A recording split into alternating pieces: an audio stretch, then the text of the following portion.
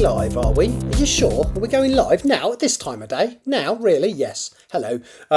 Sorry, it's quite late. I've just been to my very first writing club group thing at my local bookstore. They do these really good book reading sessions. Well, they also have started a writing club. This is the third one. Unfortunately, because of the job I do, it's the first time I've actually been able to attend. But yeah, I quite enjoyed it. So I'm just going to quickly share with you. So basically, as well as introducing people, talking about how you start writing, what's your process, and then we were given random. So he had a stack of prompt cards, and you had to basically you had to pick one out, and then you had 20 minutes to try and write something related to that prompt card. Now, I'm just going to send a test text message to make sure that's working. It is lovely. So I'm just going to read. So the prompt I had was, well, actually I'll tell you afterwards because it reveals a bit of mystery. So I don't usually write in the first person, so I wrote this in 20 minutes at my bookstore. It says, "I'm awake, my head is pounding, and I'm not sure that I want to open my eyes. I know that I had a lot to drink last night, and the memories seemed to stop after the fourth or maybe fifth round of shots. I feel my heart rate accelerate in my chest, and I'm not sure what is causing it. I cautiously open my eyes. I'm alone, thankfully. The room is a mess. Clothes and books all over the floor. The dressing table is covered with half-empty coffee cups and a random pile of DVDs. It looks like a whirlwind has run through the place, scattering everything everywhere. So perfectly normal for me. On the nightstand, my phone has been dumped among the rest of the detritus. I lean across and flick the screen, but it is lifeless. Swearing under my breath, I lean down and find the cable, which I jam into the end of the phone. It seems to take forever to start up, but when it does, what feels like hundreds of notifications pop up. The time is 9:30 in the morning. Luckily, I'm not working today. I groan and jump to the messages screen. Sal wanting to know if I got home okay. Nathan wanting to know if I'd gone home with Sal. A few other messages that made me smile and shake my head. Make me smile and shake my head. There are going to be some stories later that I guess I'm not going to want to hear. And there is a message from someone that is not in my address book. I flick it open and there are 4 words on the screen. Do not trust me. No capital letters. No punctuation. Odd. I climb out of bed and drag a dressing gown over my pyjamas, which makes me stop for a moment. They're mine all right, but I never wear them. I put it out of my mind. I drag myself down the stairs. There is a pile of post on the doormat, so I pick them up as I wander into the kitchen. A bill, a credit card statement, and a plain envelope with just the occupier written on it. Curious, I open it up. There is a plain piece of paper in there with 4 words written on it, the same as the text message, with no punctuation or capital letters. So whoever sent me the messages knows my phone number and where I live. It's strange, and I think... Oh, hang on. It's strange, and I think about last night to see if there are any clues lurking there, but there are none. I open the fridge. There is the birthday cake that they bought for me when we had pre-drinks. I smiled, but then noticed that something is different. I removed the cake from the shelf and placed it on the counter next to the kettle. The words, "Happy Birthday," that had been iced onto the top, are no longer there. And the same 4 words are etched into it, although most of the word "me" is missing from where we ate the cake. I shake my head and feel a little sick. Then I realise that Pebbles hasn't said hello to me. I lean down to the cat flap to check that it hasn't jammed. It hasn't. There is something strange on the other side, a redness that I'm not expecting on the concrete slab. I open the door, and there is my cat. She is lifeless on the slab, a single slit to her throat, and someone has written those words again in her blood. The smell makes me heave, and I dash into the kitchen and vomit into the sink. I can feel a panic attack coming on. Usually for me, the best way to deal with it is to have a cold shower. I leap back up the stairs and into the bathroom where I'm about to rip off my pyjamas when I notice there is a red stain near my stomach. I tear the item off and look into the mirror. The same words, "Do not trust me," had been tattooed into my stomach in reverse because I can read it perfectly in the mirror. I scream and lean over the toilet bowl and empty my stomach. So yes, I wrote that in 20 minutes. With the prompt basically was your lead character wakes up with the words "Do not trust me" tattooed on them. So that's what I did with that. Anyway, what I'm going to do now is just a bit of editing. So this is hopefully sign-off work. Hopefully, we shall see. Hopefully it won't take too long, but it'll take as long as it takes. I'd really like to get 2 chapters signed off tonight, but it all depends how much work they need. I don't think they need much work, but I have said those dreaded sentences before and then ended up doing a ton of work. So Chapter 22. Let me whiz to a different view. There we go. And connection lost. That's better. Right, let's go to typing view and get on with this. So, chapter 22, peace offerings. Carruthers arrived in Ullapool not long after 1 o'clock the next morning, at which point he realised he needed to sleep. He parked his car in front of the shops along Shaw Street, the road that ran alongside the waterfront leading to the ferry terminal. The ship ran between Ullapool and Stornoway on the Isle of Lewis, but he was certain he did not need to use it today. If his hunch played out, he would find Mackenzie on the mainland. He pushed the passenger seat rearwards as far as it would go, moved across into it, and levelled the back down so that it was almost horizontal. There were not many streetlights to keep him awake, but this far north the sun would come up at about 5 o'clock, so he opened yesterday's newspaper and placed it over his face. When he woke, he pulled away the paper and glanced at his watch. It was just after 7, so he'd managed to get almost 5 hours' sleep. It was wet outside. The rain was pelting down and hitting the windscreen noisily in front of him. It was probably what had woken him up. He looked around. The parking spaces ahead and behind him were still empty. None of the cafes were open, so there was nowhere that he could get anything to eat. Even the town's small supermarket did not open for another hour. Groaning to himself, Carruthers pulled himself back into... I'm going to lose the to himself because there's a repetition of the word himself, but that's the first thing I've changed so far, so that's good. So just groaning, comma. Groaning, Carruthers pulled himself back into the driving seat and drove the car the short distance to the supermarket car park. There he sat for the best part of an hour until the front doors were unlocked a couple of minutes after 8 o'clock. But when he went inside, the sandwich cabinet was empty. When he asked a member of staff, he was informed the delivery was running late. He remembered that there was a tea shop around the corner that should have opened by now and walked there, leaving the car at the supermarket. The shop was indeed open, and he ordered himself a cup of tea and a large breakfast, which he consumed quickly when it arrived before walking back to the supermarket. A large delivery vehicle was departing from the delivery gates, but did not need anything now, so he got back into the car and pulled out his map book. He was aware that Mackenzie was no longer in Ullapool. When Mackenzie was a kid, his grandfather Angus had lived in the area. Technically, the man had not been Mackenzie's grandfather. He'd been Millie's father, the woman Mackenzie's father Kirk had taken up with after his mother had died. They used to come up here together. Millie, Kirk and Angus would get high in the garden, leaving Aidan and Mackenzie to run unsupervised around the village. Angus had probably given Kirk the heroin that killed him. When Kirk died, Millie dropped all association with Aidan and Mackenzie, and they had been placed into foster care. Strangely, Millie's father had taken personal responsibility for what happened to Kirk. He'd liked having Aidan and Mackenzie visiting. He was never formally linked to the death of his daughter's boyfriend, but had done some prison time after Kirk's death on an unrelated offence. Angus was by no means a reformed character, but he had stopped dealing. He lived in Ullapool, but he also owned an old croft up in the Highlands. Carruthers knew that Angus had intended to do the place up, either to use as a holiday let or to sell. It had never happened, and the old house was now a filthy dump in need of paint and new glass in the boarded-up windows. It was in the middle of nowhere, though, where Mackenzie was very unlikely to be discovered. Carruthers was certain that this would be where he would find him. He pulled out his notebook and flipped back a couple of pages until he found the address. Reaching into the glove compartment, he pulled out a bundle of Ordnance Survey maps, flicking through the pile until he found the one he was looking for, marked Loch Assynt. The map was on the large side, so Carruthers folded it in half. He followed the red line of the main road north out of the town as it wound through the hills and mountains and came to another road, which meandered to the coast at a village called Lochinver. He traced the road through some hamlets until... there's a word missing there. He traced the road until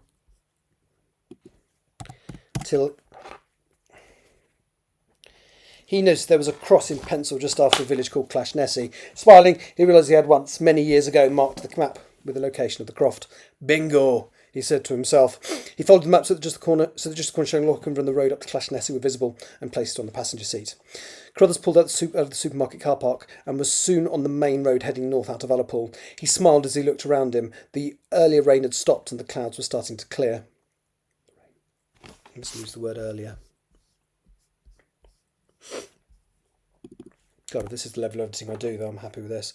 The rain had stopped and the clouds were starting to clear. As he drove up the hill, he could see the village in the sunlight in his rearview mirror, a little community on the edge of the imposing Loch Broom.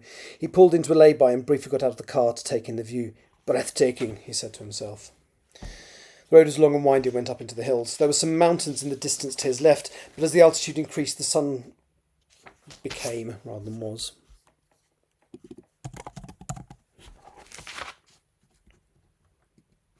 Some became hidden behind some low and fast-moving clouds. Soon the tarmac around him was swathed in thin mist, which you could see rolling down the hills to his right and onto the road. Carruthers turned right at the end. I'm going to say junction.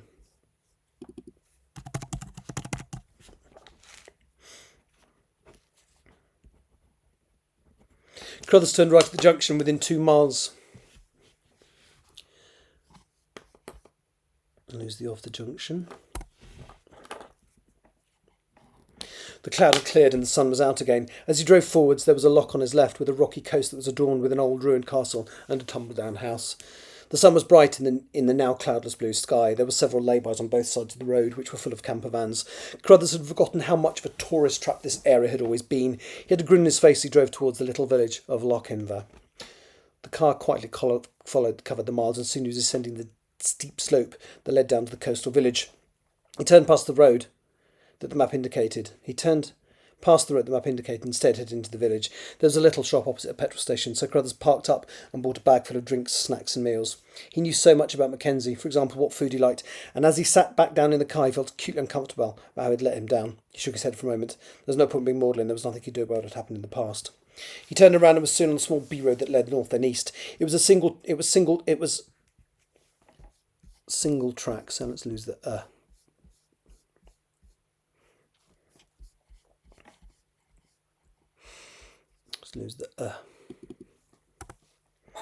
It was single track from this point, although there were laybys marked passing place every couple of 100 metres. He knew the road quite well and drove it with confidence, and now and then when he was trailing a slow vehicle, it would pull into a passing place and let him pass. Pull over.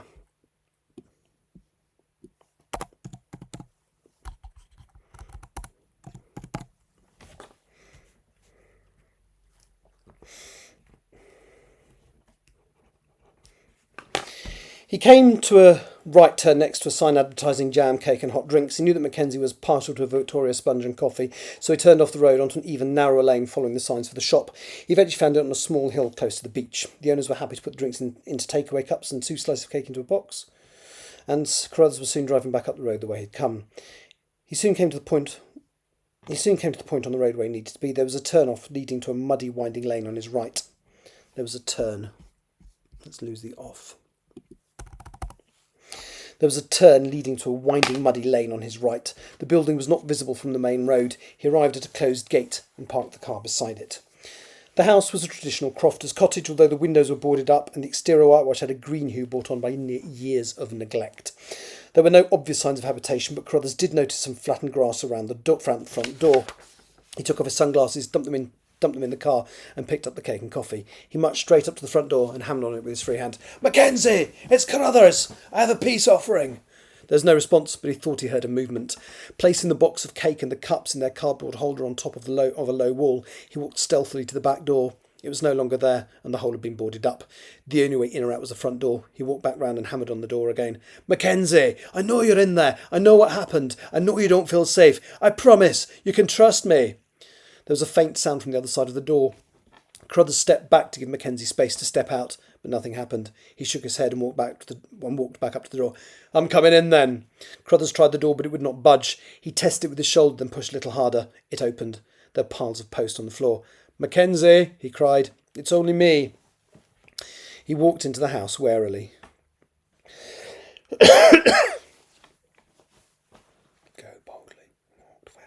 He walked warily into the house, I think. I've split me infinitive, Star Trek style.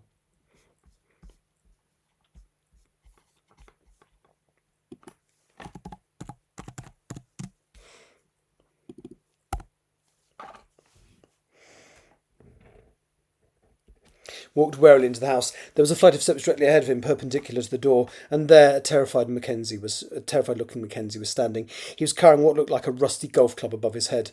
Carruthers took a step back. "How did you find me?" asked Mackenzie angrily. "I've known you your entire life. Once I'd hacked the CCTV in Inverness and knew you came up this way. I had a fairly good idea where you were going to go." Mackenzie frowned.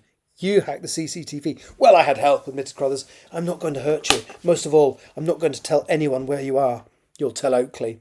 Carruthers shook his head. "I won't. Someone out there is leaking like a sieve. I don't know who I can trust. And believe it or not, your safety is all I give a damn about right now." Mackenzie lowered the golf club. It's a bit late for that. Crothers nodded. I know. I'm sorry. I can't turn back the clock. All I can do is try and make things better now. I will tell Oakley I have found you and you are safe, but not where you are. Why? Crothers put a hand over his heart. Because it's what I'm for. I know I messed up. I know you could perform I know you could perform... that's a bit bollocksed up. I know you couldn't do what?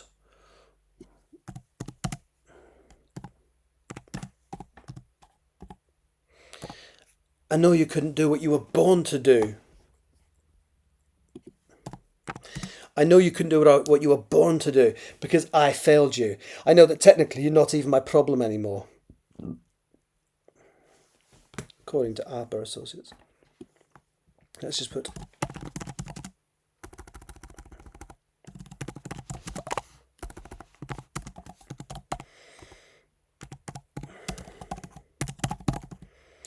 According to Arbor Associates, you're not my problem. You're not even my problem anymore.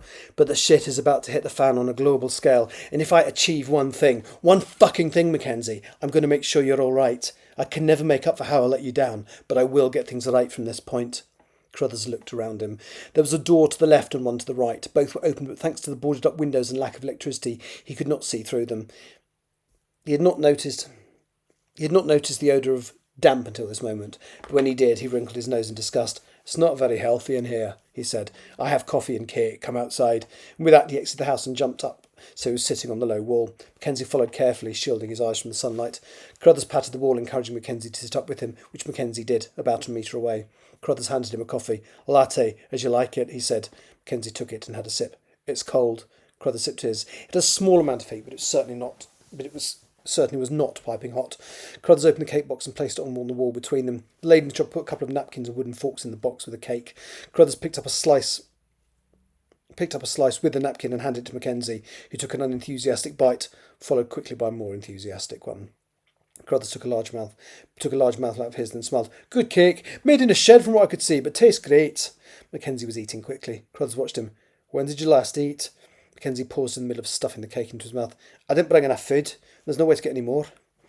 Crothers leapt energetically from the wall, through the gate, and retrieved 2 carrier bags from his car. He took them over and left them by the front door. Those should keep you going for a while. I will arrange for electricity to be reconnected. Is there a fridge freezer in there? Mackenzie had finished his cake.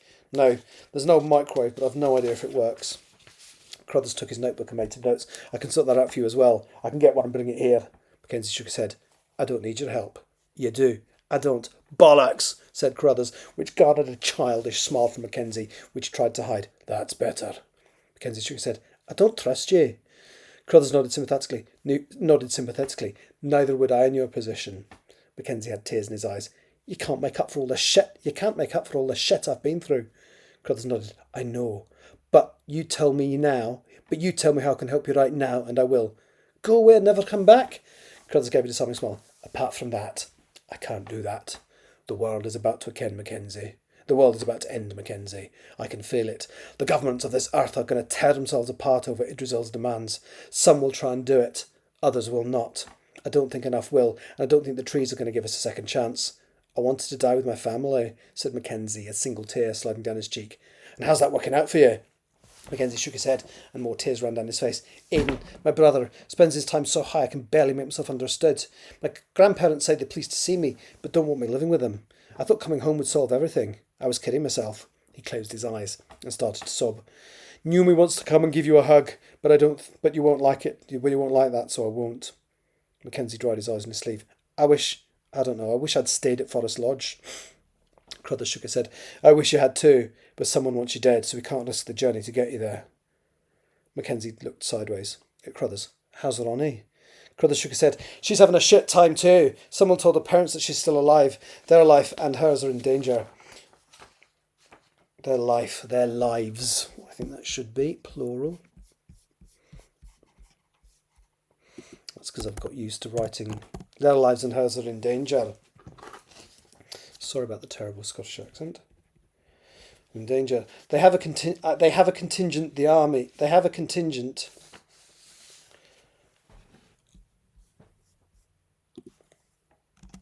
They have a contingent From the army down at Forest Lodge protecting her now. Her parents are in protective custody. Her best friend Denny's gone missing. You're safer away from there. Mackenzie gulped.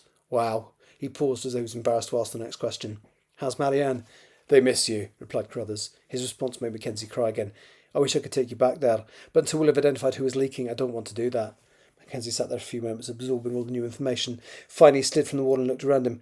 I don't suppose I have much choice but to trust you. I didn't think too far ahead. I don't know what I'd have done for food if you hadn't arrived. He smiled. Carruthers also gave a small, smug smile. What are you going to tell Oakley? I'm going to tell him you're safe, but I won't be divulging your location. Okay, said Mackenzie, walking to the door. He picked up the carry bags. Can you pass on another message? Of course. Mackenzie looked shy and would not make eye contact with Carruthers. Tell Marianne that I miss them. He struggled through the door with the bags.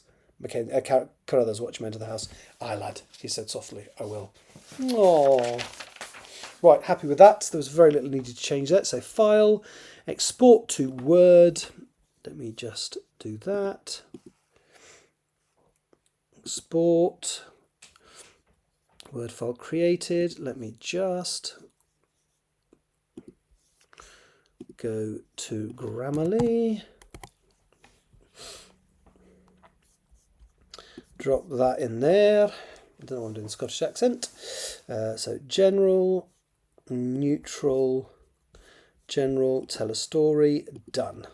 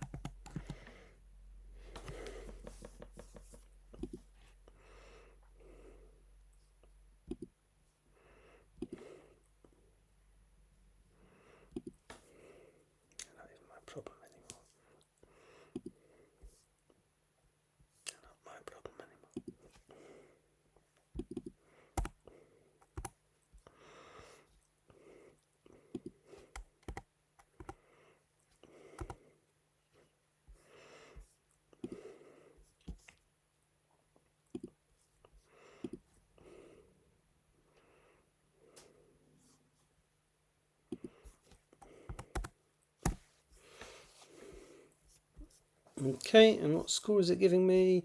92. I'll have that. So, no.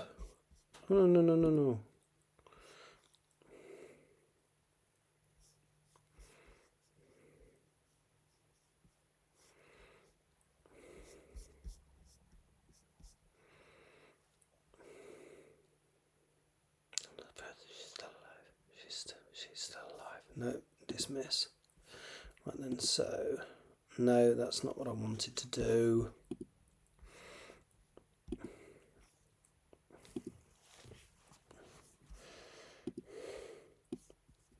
Editing phase. Wait a minute, editing.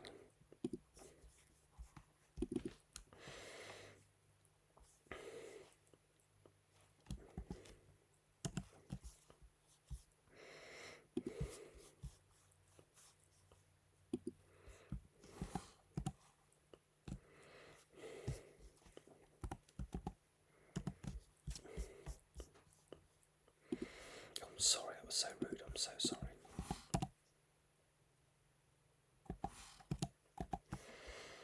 Right then. I'm sorry, that was so rude. I'm sorry, that was so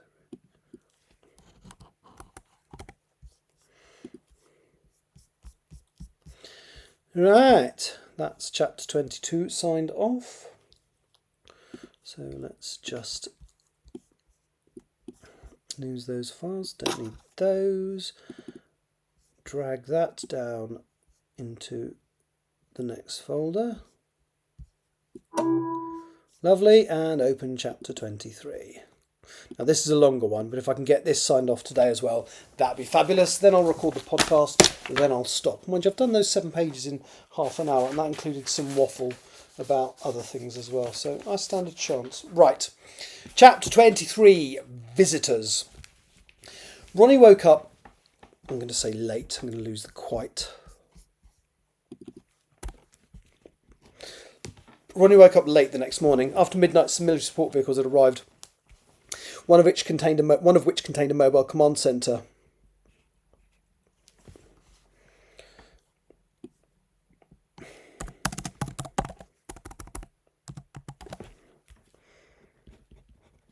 After midnight, some military support vehicles arrived, one of which contained a mobile command centre. This was now parked on the driveway, leaving just enough room in front of the garage for Oakley's to get the cars in and out. There were many more military personnel than originally arrived in the helicopter, and there was a permanent armed presence at the main gate. Marion spent hours tying the security systems from the house into systems within the mobile command post, and additional cameras had been set up where Captain Greening had decided the coverage was insufficient. Behind the house, beyond the gate where the garden stopped and the forest started, 2 large tents had been erected, which were barracks for the off-duty soldiers. These had an armed guard stationed outside them too. Initially, Ronnie found it amusing that she had an armed soldier with her at all times. It had, however, quickly become an annoyance. When Marianne had come up the stairs to say good night, Barrera had refused her access loudly, at which point Ronnie had come barging out, saying that Marianne had access to her room at any time they bloody were wanted, and that nothing less was acceptable. Let me read that sentence again.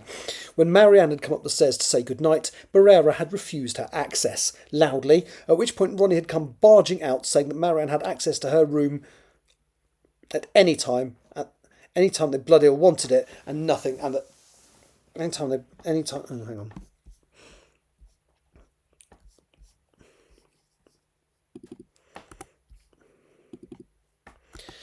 When Marianne had come up the stairs to say goodnight, Barrera had refused her access. I've just gendered Marianne. Didn't spot that one. Refused them access loud, at which point Marianne came barging out, saying that Marianne had access to her room at any time they bloody wanted it.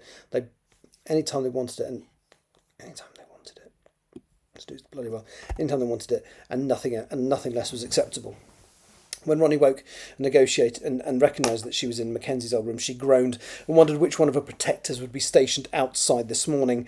A glance at her watch told it was 9:30, less than 4 hours after she'd gone to bed, so it's conceivable that Barrera was still outside. She dreaded opening the door and finding him there, so for a while lay curled up in bed. 10 minutes later she sent Marianne a text asking them to come and rescue her if they were awake. Eventually, Ronnie tied her hair into a ponytail, stuck a hoodie over her pyjamas, and braved the door. Barrera was no longer on duty. Instead, Vickers was standing outside with his ruddy, youthful cheeks and the perpetual glow of the Yacunda. He was the only one of her personal detail not spoken to yet, but he smiled as he poked her head out of the bedroom. "Good morning, miss," he said with a nod. Ronnie was uncomfortable to find that he was holding a rifle, as Barrera had.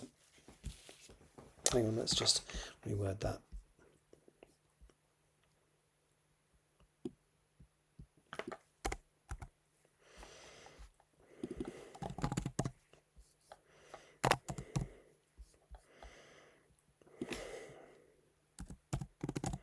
Ronnie was uncomfortable to see that he was carrying a rifle, as Barrera had been last night. She groaned inwardly. Yeah, that's fine. If I go and make myself a cup of tea in the kitchen through those doors, are you going to follow me? Vickers gave a slight smile. Yes, miss. Ronnie shook her head. And if I offered to make you one, would you be allowed to accept it? Vicar gave her another slight smile. Yes, miss. Ronnie rolled her eyes with mock sarcasm. Well, you had better follow me, then. She pulled open the double doors, walked through the living area where she, Marianne and Mackenzie used to spend whole nights talking, and through the single door on the opposite side into a kitchenette. Marianne used to keep the fridge full with basics for Mackenzie, and Ronnie was pleased to notice that they had taken the time to stock it up at some point last night amongst all of the other things they had been doing. Vickers stood by the door. Ronnie was filling the kettle. What shall I call you? Private Vickers, miss. Ronnie shook her head. If we are stuck with each other for the time being, let's do first names. I'm Ronnie. She walked up to him and held out her hand as she introduced herself. Vickers put his hand out cautiously and shook hers. Private Adrian Vickers. Great, said Ronnie. I'm going to call you Adrian if that's okay. Vickers smiled again. He looked so young. He might be younger than she was, and she was not younger than her. Let me just change that to her.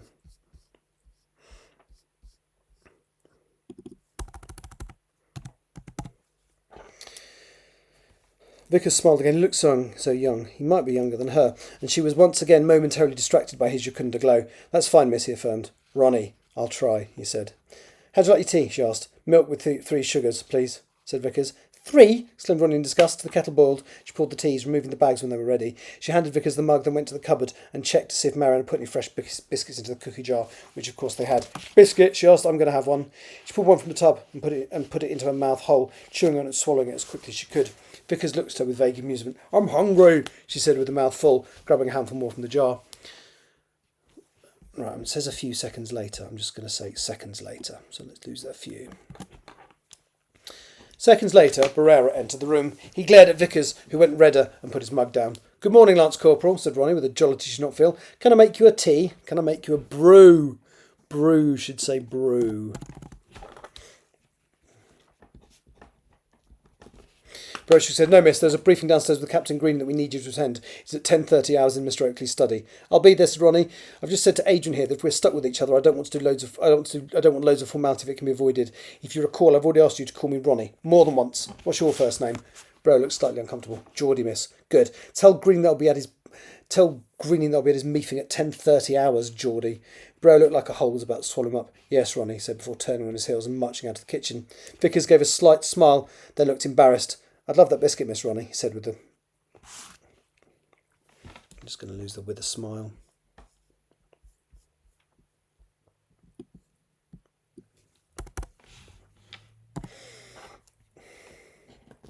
Ronnie frowned and said, just Ronnie, and then offered him the cookie jar as she put another whole one into her mouth. I don't think we should tell her.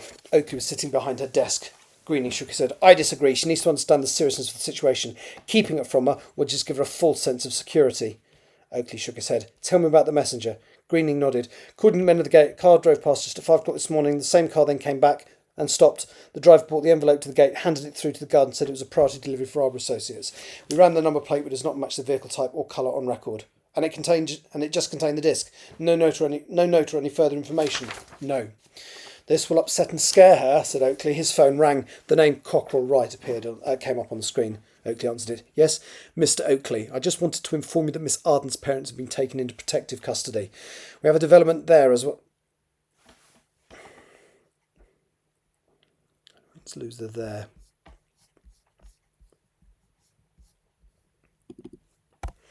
We have a development as well, replied Oakley. We were delivered a video from a man in a car with false plates that shows Daniel Huxley being roughed up. It's obviously some kind of warning or message, but we have no clue as to who it's from. Have you told Miss Arden about it yet? Oakley sneered. Not yet, but under Captain Greening's insistence we are about to. There was a pause. If you think it best, there is another thing I need to tell you, Mr. Oakley. The Prime Minister wants to meet Miss Arden. If we're about to make a monumental decision with ramifications for decades to come, the PM wants to meet the messenger. We will be with you at 2 o'clock today. Is there any way that you can show her what Farnborough showed me? Some kind of interface with Idrisil? I think it might help to persuade her, said Cockrell Wright. I think we can, said Oakley. We're expecting Lord Farnborough back today. I'll see if we can make that happen at a specific time. I don't understand, said Cockrell Wright. Oh, you will, Minister, you will, said Oakley. I think that will show the Prime Minister everything she needs to see. "I'll leave it with you then," said Cockle, right ending the call. Greening was at the door with a subordinate. "I assume you've just been informed that we have a visitor this afternoon?" "Yes," said Oak sarcastically. "What fun, can't wait." He picked up his mobile phone again. "Marianne, are you awake yet?" "Good. Can you ask Ursula to come down to the office?" Clearly the response was not what he'd expected, and after a few seconds Oakley put the phone down. "Charming," he said, to nobody in particular. Ursula entered the study 10 minutes later. Oakley smiled at her. "I'm sorry for getting out of bed early, especially given how late last night was." Ursula smiled, which smoothed out her face, leaving a hint of the woman she'd been a couple of centuries before. For a brief moment she looked like an older version of Ronnie. Oakley had never seen that in her before, and he tried not to stare. "That's fine, Mr. Oakley," she said. "What can I do for you?" She looked at Captain Greening. "Good morning, Captain," she said, remembering her manners. The Captain inclined his head as Ursula sat down in the chair opposite Oakley. "I'm going to get the lads ready," he said. "If you'll excuse me." He smiled politely at them and left the office, closing the door behind him. "I have a couple of things for you, Ursula," said Oakley. "Last night we agreed not to tell Ronnie about Danny. Overnight a video recording of him being held prisoner and beaten up was delivered to the main gate. Just the video, no message with it. But whoever has him wants us to know that they have him." Ursula looked sad. "Do you think it has something to do with Carl Tucker?" "After the press conference last night, I would say that it's likely.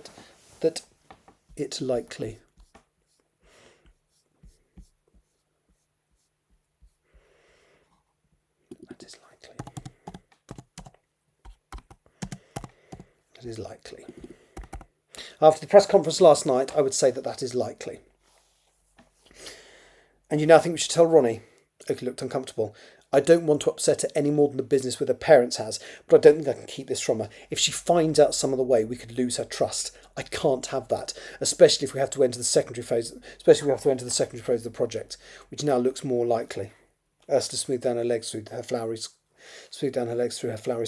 "You're right. Are you going to show her the video? Will she want to see it?" "Are you really asking me that?" "That's what I feared," said Oakley. "She's on her way down. Can you be here when I show her?" "Of course." Ursula paused. "You said there were a couple of things?" "We have an honoured guest today. The Prime Minister wants to meet Idrisil's ambassador. I was wondering if you knew exactly when Lord Farnborough is going to be returned to us." Ursula shut her eyes for a moment. "Very soon. Today. Could you ask Idrisil to hold on to him until the PM is here? If Farnborough could be released in front of her, it might help her to believe us." Ursula stood. "I will arrange it. Even a simple message like that will take a couple of hours to deliver, so I should go now. But don't wait to talk to Ronnie. Tell her as soon as you can." Oakley looked crestfallen but nodded. I was going to postpone until you were back, but you're right. I'll ask Marianne to be here instead." Oakley stood for a moment. "How?" "The ejection process has already started. I can tell the tree to pause it. All I will have to do is touch her. That sounds weird.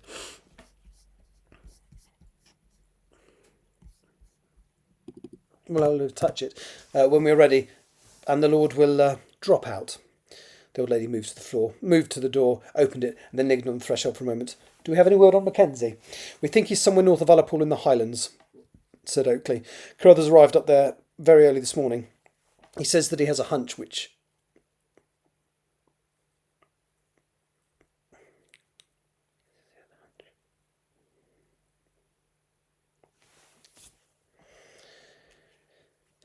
That should say where.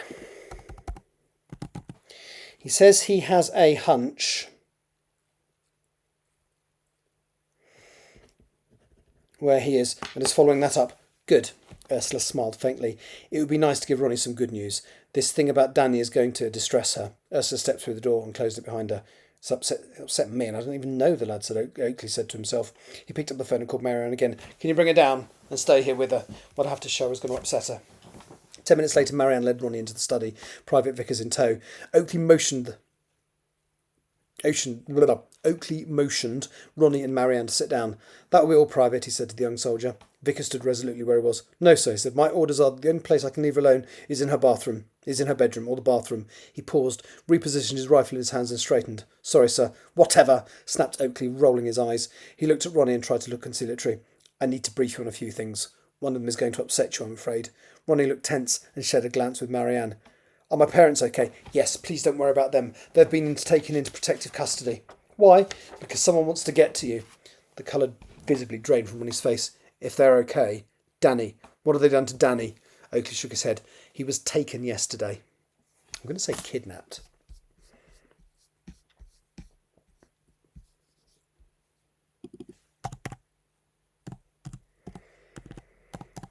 "He was kidnapped yesterday. The police found his wrecked car. Last night a video was hand-delivered to us. It shows Danny being held prisoner. No one has claimed responsibility yet and no demands have been made." Carl Tucker, Ronnie spat. That's a reasonable assumption. Ronnie stood up. What are you going to do about it? As things stand, we have no idea where he is. The courier was driving on false plates. I have handed the disc over to the police and they're going to examine it for further information. He has to be found, said Ronnie, glaring at the man opposite her. I will not be the cause of anything happening to Danny. She was almost shouting now. Marianne stood to console her, but Ronnie shoved him away. In the confusion, Vickers raised his gun. Step away, he barked. Marianne looked up in shock, but immediately did as they were told and sat down. Ronnie marched up to the young soldier until her face was inches from his. Don't you ever point a gun at my friends again, Adrian, she shouted at him. He stayed composed, but lowered his weapon. I'm sorry, miss. Oakley stood, but was careful not to approach the soldier. That's quite enough of that. He walked over to Ronnie and lowered himself so that their faces were level. I'm truly sorry. We will do everything in our power to help Danny once we know where the hell he is. That's not good enough. That's not good enough, said Ronnie in a whisper. It'll bloody have to be, said Oakley. There's more, Ronnie. The Prime Minister is coming here today to meet you. She wants to know a little bit more about the person that she's going to change the world for. Ronnie shook her head. We need you at your best. It's shit, and I'm sorry about the timing, but it is what it is. Ronnie exhaled, tears in her eyes. I'm going to hold her hand now, Marianne said defiantly to Vickers, who nodded. Ronnie accepted the proffered hand and squeezed her eyes closed. Tears ran down her face. At least he told you, Marianne said, It said in as comforting a tone as they could manage. He could have waited until later. I did consider that, affirmed Oakley. But I need you to work with me. Ursula is arranging for Lord Farnborough to return whilst the PM is here. She will see him emerge from the tree. He gave a sideways glance at Vickers as he said this, wondering if the strangeness of the statement would perplex the young man, but he remained stoic. It will help to demonstrate the truth of what we're telling them. Ronnie gave an angry smile. Yes, of course it will. She drew her hand. I want to see the video of Danny. It's not very nice. They hurt him. I don't care. I want to see it. Oakley swung the monitor around and was about to play it when Ronnie snapped at him. No, not in front of an audience. Send it to my laptop. I'll watch it up there. Watch it upstairs, I think I should say, instead of up there.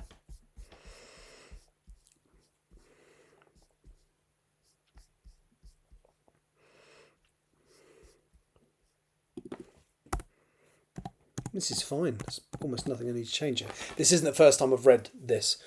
Upstairs. Mary looked across at her. Do you want some company whilst you do that? No, said Ronnie coldly. Let me know if you change your mind. I won't. Ronnie glared back at Oakley. Is there anything else I need to know? We know that Mackenzie arrived in Ullapool yesterday. We've not located him yet, but Carruthers has a hunch. Where? Demanded Ronnie. He got off a bus at the ferry terminal. At the Ullapool ferry terminal. Oh, no, I said that. He got off the bus at the ferry terminal. We need to find him too, said Ronnie angrily. I don't care if he wants to come back. I want him here and safe. We won't force him. You bloody will. I'm not putting anyone else in danger because they're associated with me. They've tried to kill him once. This is the safest place for him. Oakley nodded and Ronnie stood up. When will the Prime Minister be here? She asked. She's scheduled for 2 p.m. I'll be ready at 1:30. Ronnie looked down at Marianne. Bring some lunch at 12:30. When Oakley was not looking, she mouthed pleased at a friend, which brought a half smile to Marianne's face. With that, she stormed out of the room and towards the stairs. Vickers followed her. That went well, Oakley said to himself. Ronnie stormed up both flights of stairs to her room. She slammed the door behind her, then opened it again. Vickers had taken up his position outside. If you hear me screaming, don't come in, she said forcefully. If I hear you screaming, I have to, miss, Vickers stated. I'm about to watch a video of my best friend being hurt, said Ronnie angrily. Don't you dare come in. Vickers did not respond. Ronnie threw herself down on the bed and opened the laptop on her knees. It seemed to take forever, but eventually the video file arrived on the server. Her heart beating rapidly, she hit the button and played the video. It was a shot from a camera either in the ceiling or high on the wall and showed a small room. There was a bed, and the wall opposite had a closed door and a wash basin.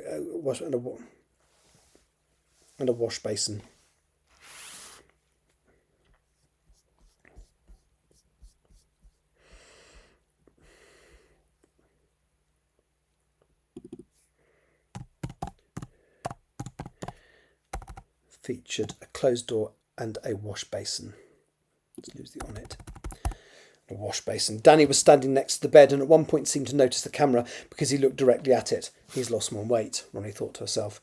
The doors on the screen opened outwards and 2 thick-set men with balaclavas entered the room. Where am I? Danny was seen yelling. Daniel Huxley? The voice had been electronically distorted. What? Are you Daniel Huxley? Who wants to know? Ronnie winced in anticipation. One of the men held Danny from behind, and the other punched him in the stomach. Danny screamed, Yes, I'm Daniel Huxley. Good. The man punched him again twice, the second punch to his head. The other man released him and Danny fell to the floor. The man who assaulted him kicked him, and then the pair left the room, closing the door behind them.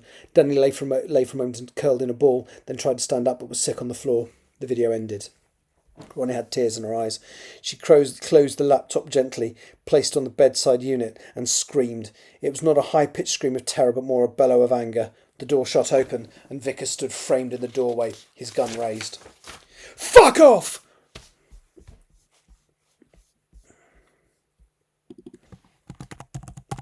Ronnie screamed at him. "Just fuck off! Close the bloody door!" Marianne had been waiting on the landing. Vickers stepped back as they pushed their way past him and into the room. They threw their arms around Ronnie. He resisted for a moment, then returned the hug. Marianne looked around at Vickers, who was still in the doorway. "You heard the ambassador," said Marianne calmly. "Fuck off!" Vickers did as he was told, and Marianne sat down on the bed beside Ronnie. "Should I put 3 fucks in there?" "Fuck off," she screamed at him. "Just fuck off. Close the fucking door." "No." "Close the bloody door. Close the fucking door." "Fuck off," Ronnie screamed at him. "Just fuck off. Close the..." Because Ronnie never swears, so this is a big deal. Close the... "Yeah, I'm going to put it in. I'm going to do it. I'm going to do it. I'm going to give her 3 fucks."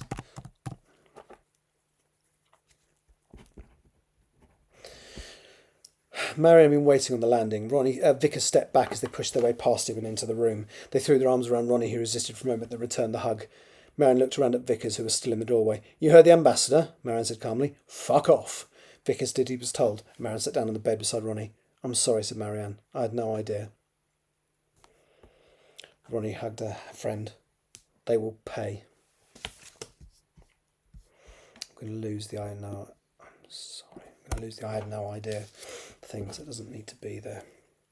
Ronnie hugged her friend. "They will pay," she whispered into Marianne and said, "Believe me, Mr. Oakley and the others don't have half an idea of the things I'm capable of."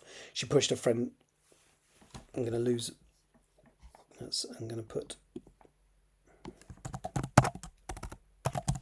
She pushed Marianne away, then relented when she saw the tears in their eyes. That's better. Ronnie ran a used tissue across her face and handed a clean one to Marianne, who did the same. "By the end of today, they will all know more." She sat back and shook her head. "Oakley, Cockerell Wright, the Prime Minister, they will all start to understand what Idrisil can do." Marianne hugged Ronnie gently. "What are you planning?" Squeezed. Squeezed, Ronnie gently. "What are you planning?" "You'll see, Marianne. You'll see." She shook her head, then stood. "Apart from some cookies, I've not really eaten and I'm famished. Can you bring me something up here? Oh, and the cookie jar is empty." At 1:30, Ronnie left her room. Her personal protection had changed. Vickers had been working most of the night, and at around midday, when she'd gone through the hall to the lounge to make herself another drink, she'd noticed that Hardiman was on duty outside her room. Although she resented the necessity of their presence, she found the fact that Vickers was Yakunda. I'm losing the was Yakunda to be reassuring. Hardiman was immediately behind her as she walked down both flights of stairs, and when Marianne ushered her into the drawing room, Hardiman followed, but kept a respectful distance. Ursula and Oakley were waiting. Oakley was wearing what he said was his best suit, but he still managed to look slightly dishevelled. Ursula was in a blue pleated evening dress and a pair of flat shoes. Oakley smiled at her. "You can sit opposite us until they arrive. They'll be here any minute by helicopter again." "A Puma," said Ursula, as though she was suddenly an expert on military hardware. "Yes," said Oakley dryly. "Once the PM has spoken to you, we're going to take her out to the oak tree where she will witness Lord Farnborough being discharged." Ronnie nodded. "I will also be doing something to underscore the potential consequences of the situation." She called Hardiman. "Soldier, protection man, come here." Hardiman marched over and came to attention in front of her. "Ma'am, you will see some things today that will shock and surprise you," said Ronnie. "Once Lord Farnborough arrives, there will be another unexpected and dramatic arrival. It will surprise you. Do not attack. The thing you will see has a very deep ingrained survival instinct. If you try and shoot it, if you even raise your weapon, you will not survive, and there is nothing I'll be able to do about it. Do you understand? Make sure anyone who comes outside with us is also given these instructions." "Ma'am," said Hardiman. "That will be all," said Ronnie, waving him away. Hardiman took up his previous position at the back of the room. "What the hell are you planning?" demanded Oakley. "You'll see," said Ronnie, glancing at Ursula. "Schoolt?" asked Ursula. Ronnie nodded. Captain Greening walked into the room. "They're on finals. 5 minutes." "Finals?" asked Ronnie. "Final approach. They'll be landing soon." Thank you, Captain, said Oakley. Ronnie, are you sure there's nothing you want to tell me about what you're going to do? Yes, said Ronnie. As I said to Hardiman, do not shoot what you see. You think I'll be allowed to have a gun in the presence of the PM? Asked Oakley. Ronnie shrugged and sat brooding for a few minutes. More soldiers came in and stood behind them, all of them armed. Captain Greening left the room again, and a few minutes later they all heard a helicopter landing. Not long after that, the door opened, and Greening walked in, followed by two people, the Prime Minister and Derek Cockerell Wright. Ronnie, Oakley and Ursula stood. Marianne had crept into the room through the double doors at the garden end and was standing next to Vickers, who was with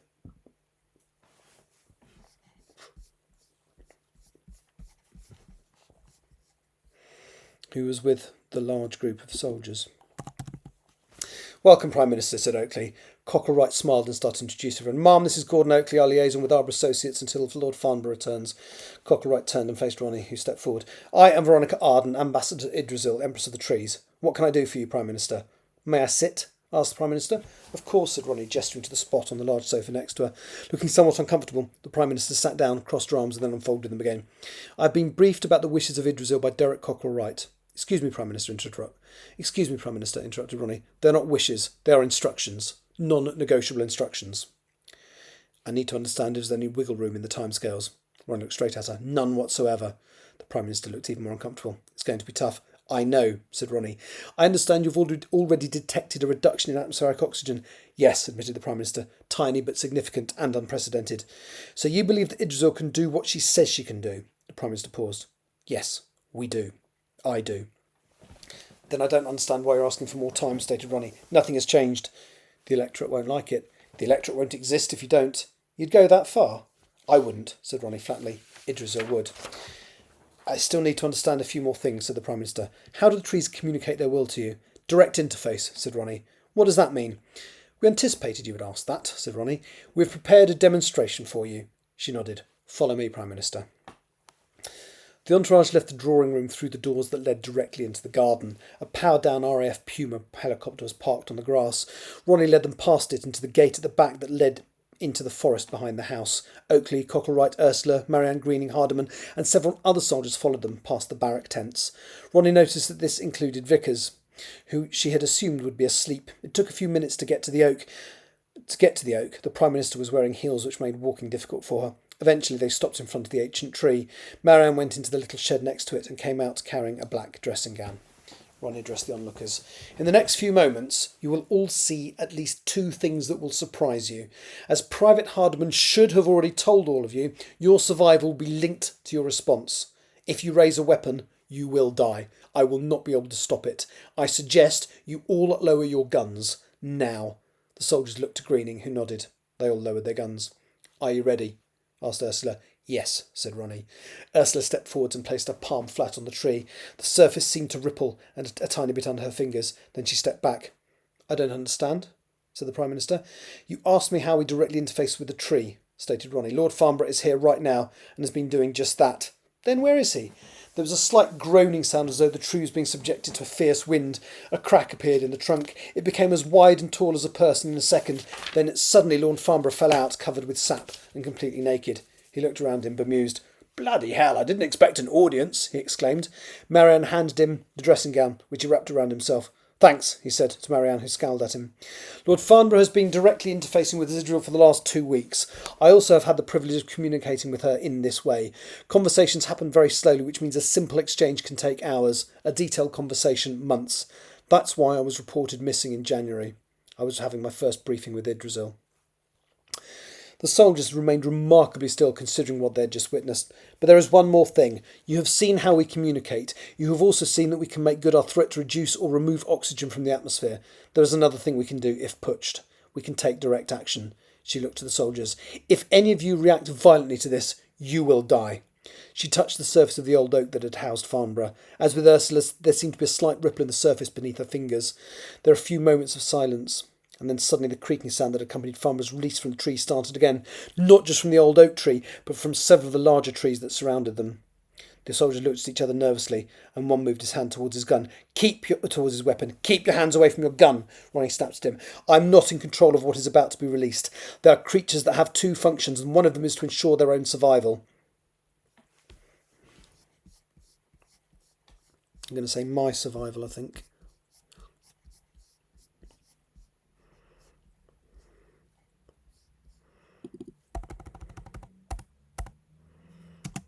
my survival. If you touch your weapon, they will kill you.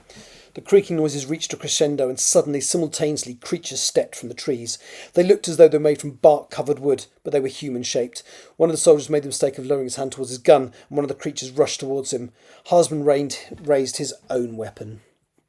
Oop.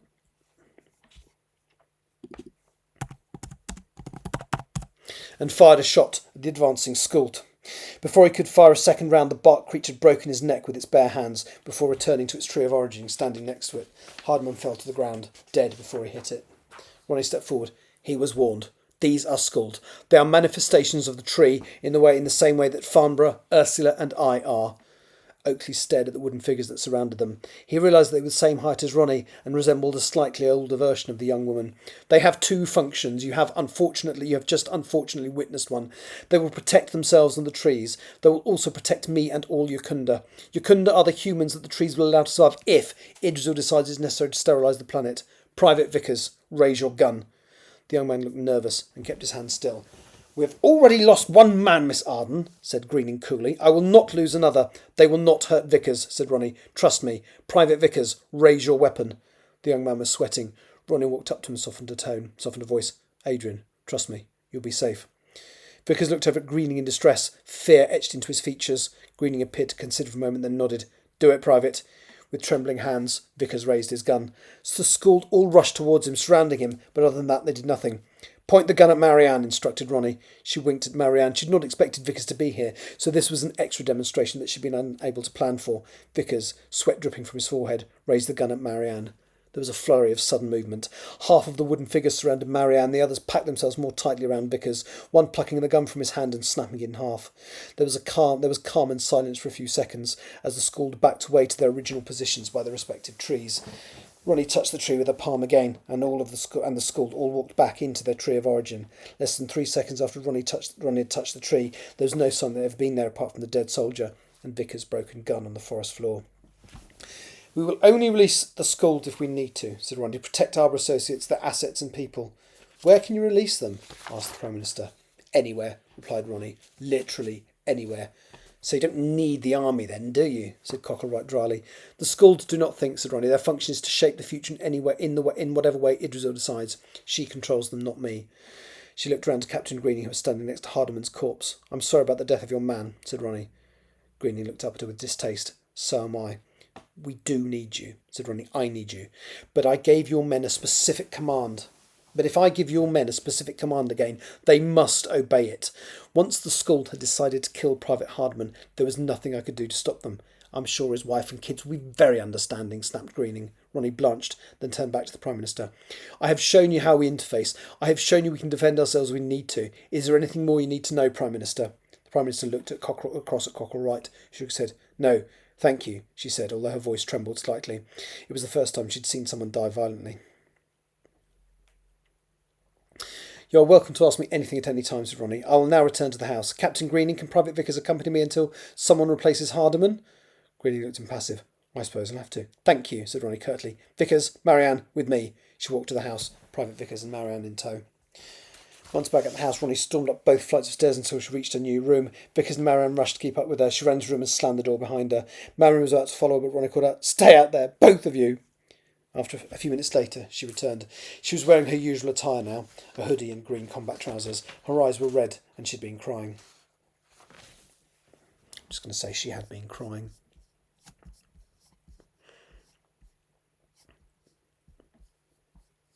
Didn't need that her eyes were red. She had been crying. Marianne looked at her in concern, and even Vickers seemed uncomfortable. Come into the living room. You both deserve an explanation. Ronnie pushed through the double doors and sat down on... Oh, hello. Sorry, I don't know how long ago you sent that message because I've been deep into this, as you can see. Oh, it's only just come up on my screen, so not long ago. Oh, dear. Yeah. How are you? 2 seconds ago. That's all right then.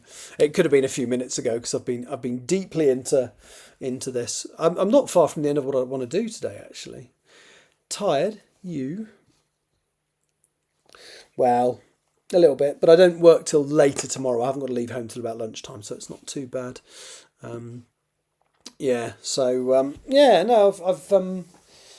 I'm about to sign off chapter 23, which, given that I've given myself the target of how, yeah, I really enjoyed it actually. So what they did, basically, it literally is to help people, inspire people to have ideas. They are a small publishing company. They do have books that are being, so they basically are creating some anthology books around the town I live in, Daventry. So they have said if you would like to write something to be considered, for consideration to be included in it, you absolutely can. So that's quite nice. In fact, I did take notes that they're looking at two books. They're looking at, Penny Dreadfuls type short story type things set in this town. And then that's one of them. And the other one, hang on, let me just find my notes. Crime stories set in Daventry. So I might finally have to write could I write a short story about Mr. Daventry? I think you'd have to set it here, but I don't see why you couldn't. But yeah. Ooh. Yeah. So so it was quite enjoyable. Mr. Daventry goes to Daventry. Yeah. So I quite enjoyed it actually. So and what he did, we had a writing exercise, and basically he had cards. He had a prompt for everybody, and everybody had a different prompt. You just picked a card out of the pack that had your prompt in it, and then we had 20 minutes to do some writing. So I shall write you what I've written. So the prompt, well, I'll tell you what the prompt was afterwards. So bear in mind I wrote this in 20 minutes flat. I'm quite pleased with it actually. Bearing in mind I don't normally write in present tense or in the first person, but I just felt like I should do something different. So I'm awake. My head is pounding, and I'm not sure that I want to open my eyes. I know that I had a lot to drink last night, and the memories seem to stop after the fourth, or maybe the fifth, round of shots. I feel my heart rate accelerate in my chest, and I'm not sure what is causing it. I cautiously open my eyes. I'm alone, thankfully. The room is a mess. Clothes and books all over the floor. The dressing table is covered with half-empty coffee cups and a random pile of DVDs. It looks like a whirlwind has run through the place, scattering everything everywhere. So perfectly normal for me. On the nightstand, my phone has been dumped among the rest of the detritus. I lean across and flick the screen, but it is lifeless. Swearing under my breath, I lean down and find the cable which I jam into the end of the phone. It seems to take forever to start up, but when it does, what feels like hundreds of notifications pop up. The time is 9:30 in the morning. Luckily, I'm not working today. I groan and jump to the messages screen. Sal wanting to know if I got home okay. Nathan wanting to know if I'd gone home with Sal. A few other messages that made me smile and shake my head.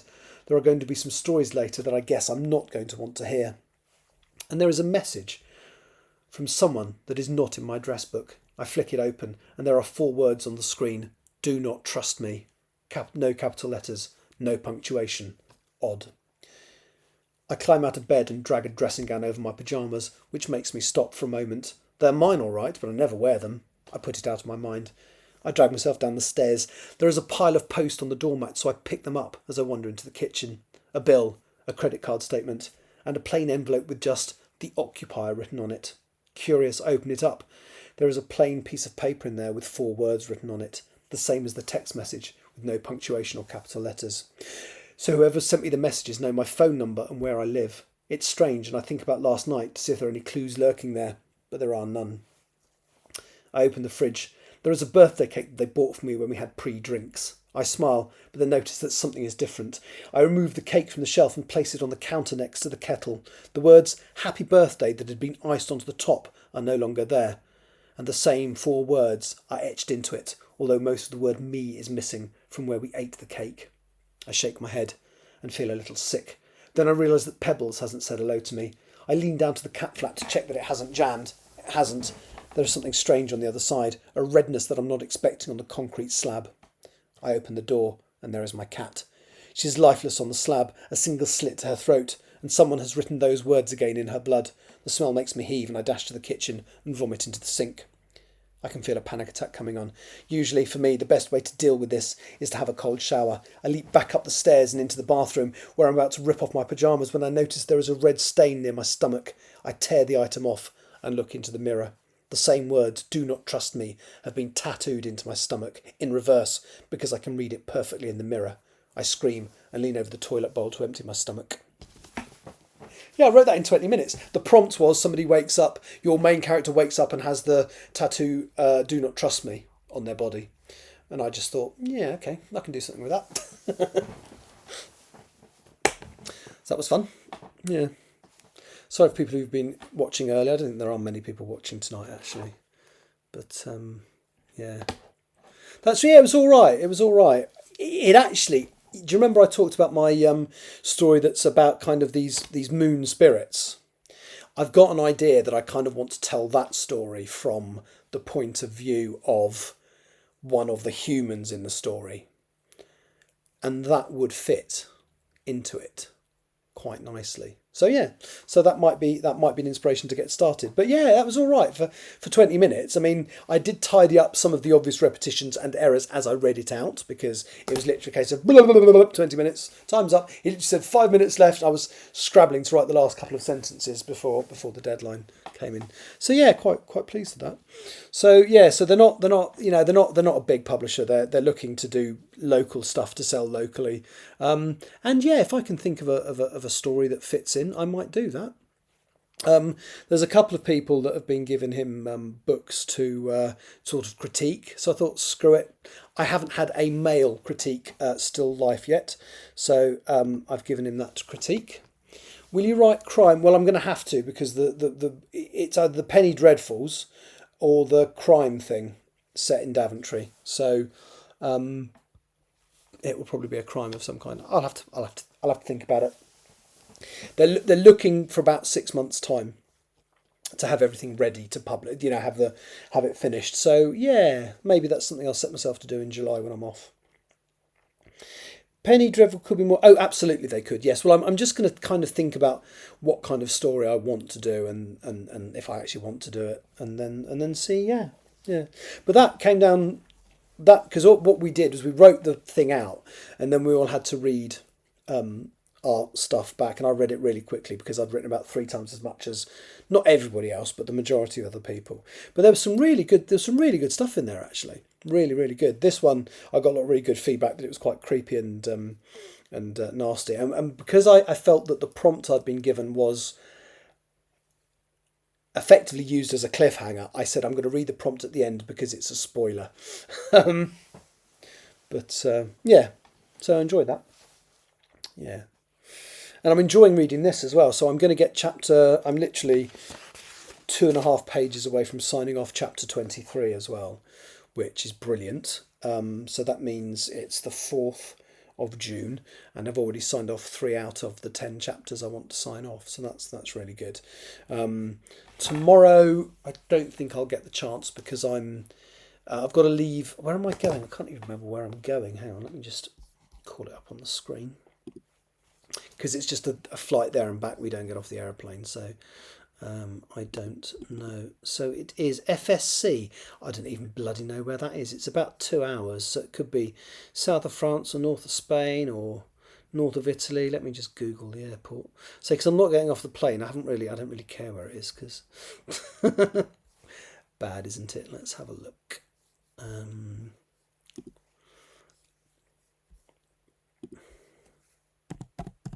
FSC airport.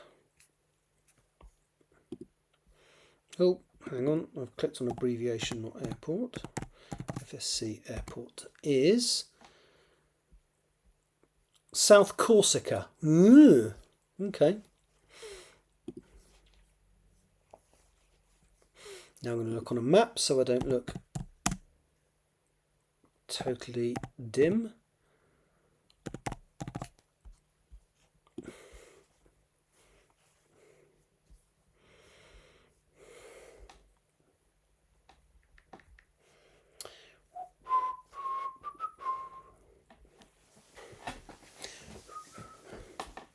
So, zoom out. So that's the airport. So Corsica. Oh, is that little island off of Italy? Okay, there we go. Yeah. So there. Oh, so I'm thinking of Sicily. So is that? Oh, it's got Monte. Okay, that's where I'm going. So yeah, it takes about two hours. Okay, yeah, that figures distance-wise. I said it had to be south of south of here. I've got some extra back from a bedlam alchemist contact, and I've written catch props to 2 fellow male patients. Okay, that's good. That is very good. Yeah. Well, as I say, I haven't eaten really much today, which is very silly. So the co-op food closes in 45 minutes. So I'm going to try and get these last 3 pages read. I'm going to record the podcast, and then I'm going to go so I can actually get these last few bits done. So Sicily, that's fascinating.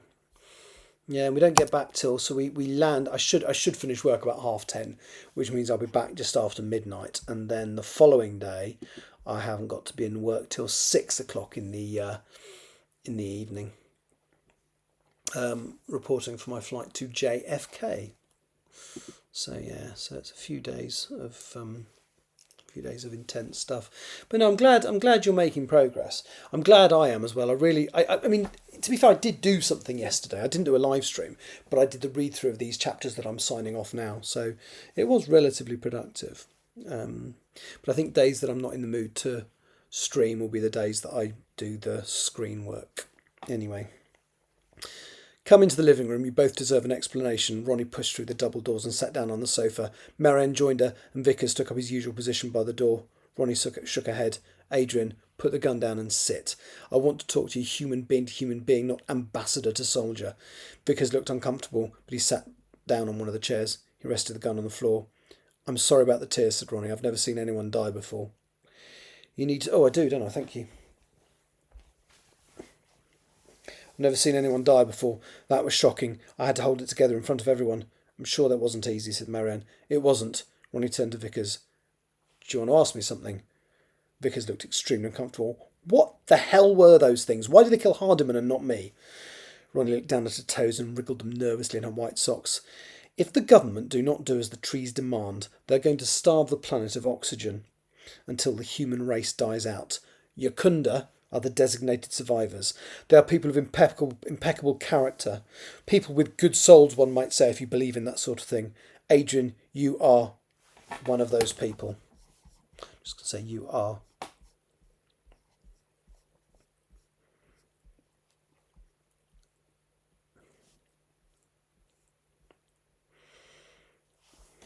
You are.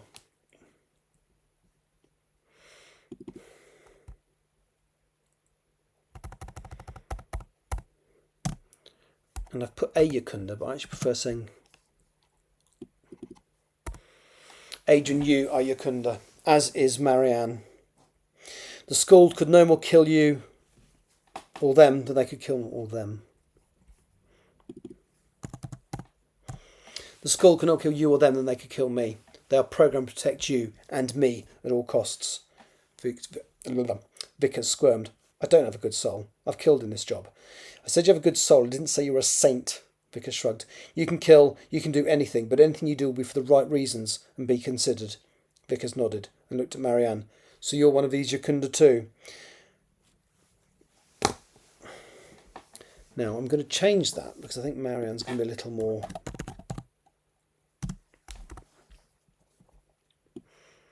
Let's change that. Apparently, said Marianne, nodding slowly. Ronnie hugged a friend. I'm sorry I didn't warn you properly about what I intended to do. I had no idea Adrian was going to be there. I improvised that last bit of the demonstration. Did Hardiman need to die? Asked Vickers. His stupidity made that happen, said Ronnie sadly. She closed her eyes and allowed a couple of tears to run down her cheek. I warned him specifically that he should not touch his gun. None of us have seen anything like that, said Vickers angrily. It's an underwater... Not angrily, that's a bit too harsh. What's a milder form of anger?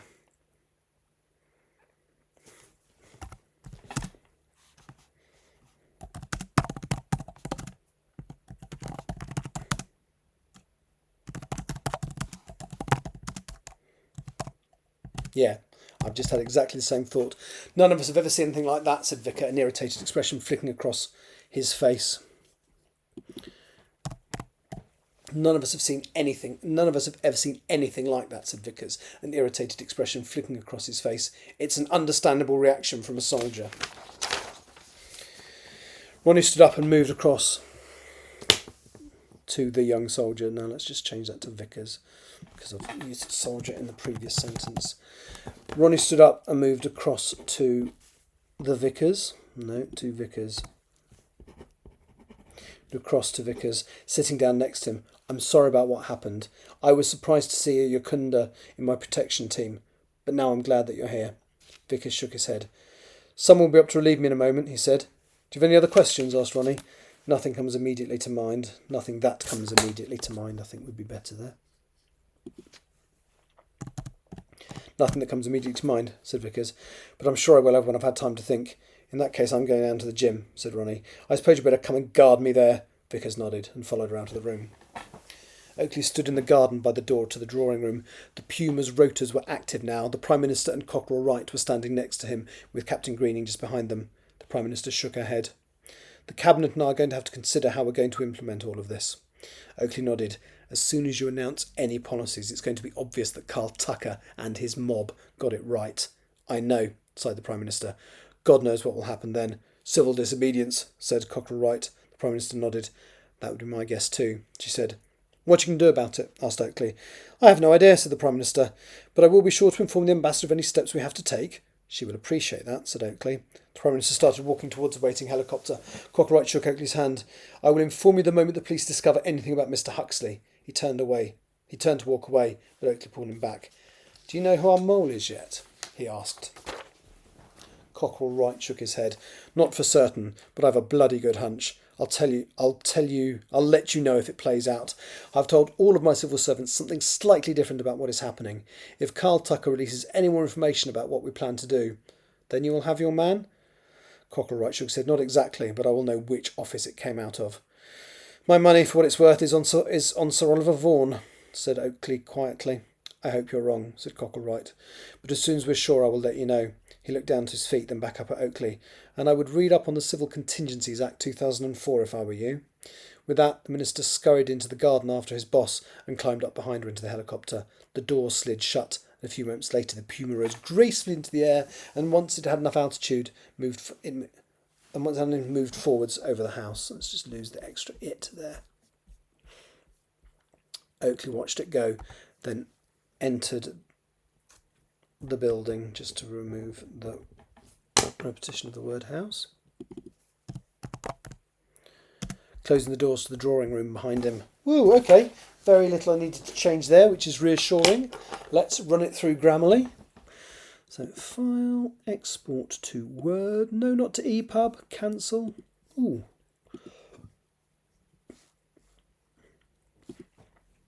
Didn't even know you could research. Is EPUB basically the format that like Kindle books and stuff are in? Just out of interest, if you're still watching.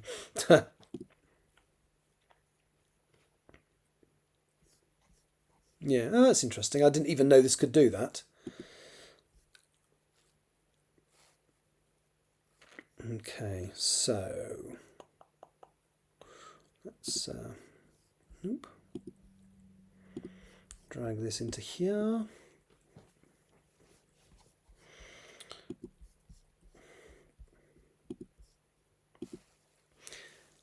When I use Word and convert to web page email format instead of EPUB, can we notorious for getting layouts wrong, etc. Presumably, with KDP, you can, once you've EPUB'd it, for want of a better word, you can then download it and see what it looks like on a Kindle to iron out those problems, I'm guessing.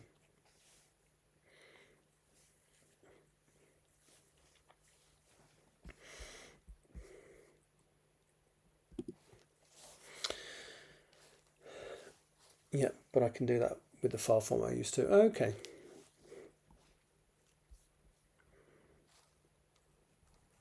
You have a Kindle and email address you can send your... You have a Kindle and email address you can send your... Okay. A Kindle email address. Okay, with you.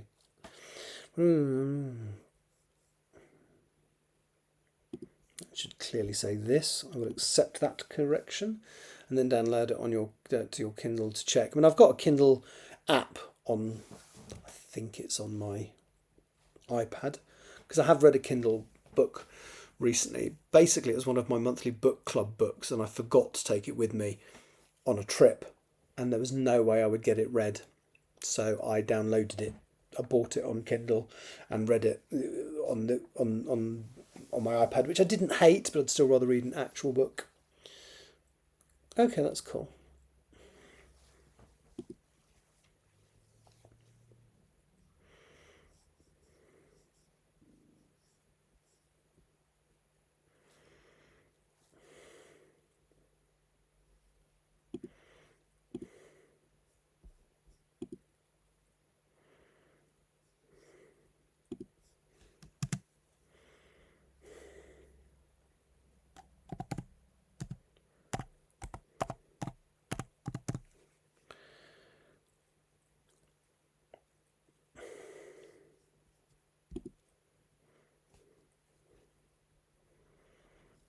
Okay, we'll lose the word obviously. What's your name? Really asking me that? Yep. Move the comma. There's a bed. Featured. That should say featured. Yep. I'll accept that correction because it's right. And then returned. Yeah, that's fine. Yeah, lose the really.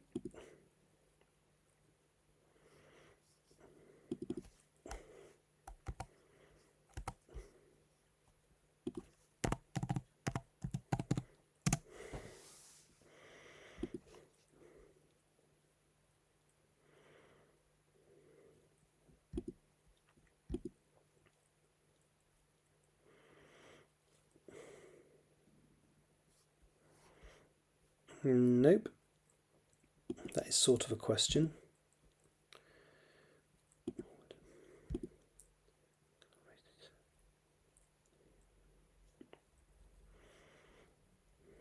One of the soldiers made the mistake of lowering his hand towards his gun. One of the creatures rushed towards him and raised his weapon. Okay, yeah, we'll lose the word own there. Anywhere, replied Ronnie. Literally anywhere. No, I want that word exactly as it is. Thank you very much, Grammarly. Adrian, put the gun down and sit. No, it's an instruction, so no, that does need the comma there. Human being to human being. No, again, that's. I suppose when I was surprised to see a, and you couldn't. No, it's a in my universe. So dismiss. Forward. Wow, that was easy. Good grief. So file, download. Copy it there, minimize that there, open that there, delete that.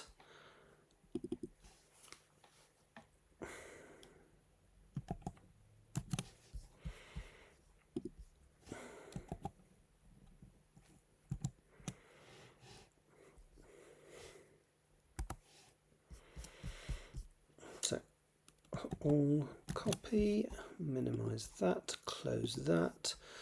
Open that, check it's the right file, it is, format,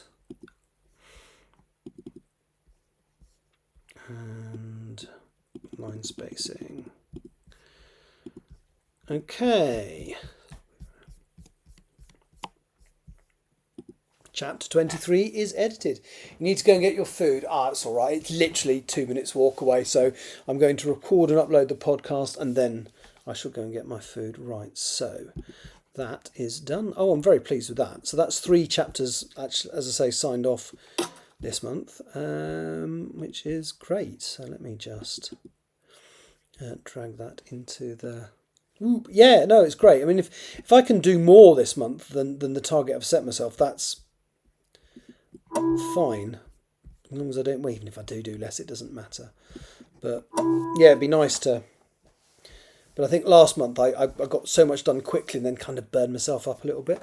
Right, so I've now edited 24 out of the 44 chapters. So I have 20 to go effectively. And I've done a bit of editing work on the later stuff. Like there's a character I wanted to introduce earlier. And I realised there was a scene with Oakley talking to someone from a different part of the food chain in Arbor Associates. And I just thought, well, let's make that the character we're going to bring in later. So that was good. So I didn't really have to rewrite anything. I just had to change the character's name so it tied in. So it was Oliver Shaw, basically, the name of the guy later. Oliver Shaw? No, not Oliver Shaw. Because it's Nathan Shaw is in...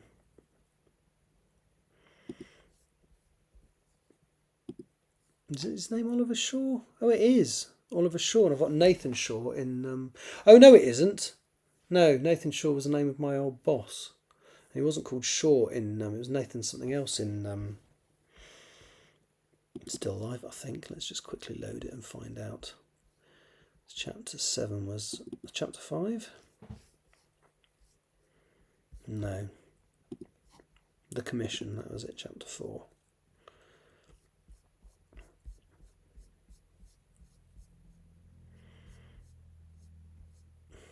Nathan Walsh, that was it. So it's Oliver Shaw.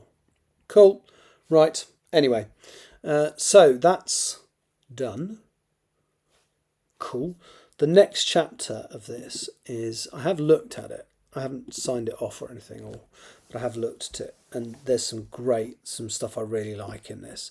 I think this is the one where, this is the chapter that was too long, even for me, and it actually got split into two. This is why character profiles are handy. Well, I was just trying to make sure I hadn't repeated a name from a previous book, but I hadn't. I already knew I hadn't. Problem is, because I've basically named an old boss of mine that I didn't like very much, and I've used his first name on one character in this book and his second name on a character in the other book, or the other way around. But anyway, right. So let's open up. I might read that bloody short story again, actually. That will fill a bit of time. Ha! Right, where's the Audacity? There we go.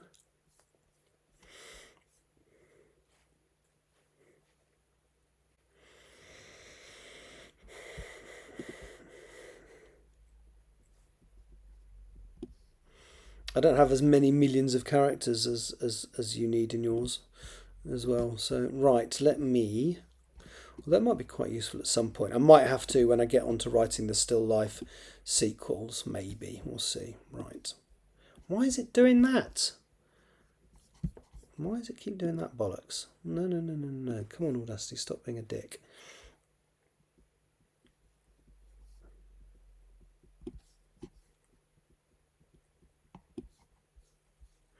Right, so that's good. And then I want to drag it down here so it's at the bottom of the screen.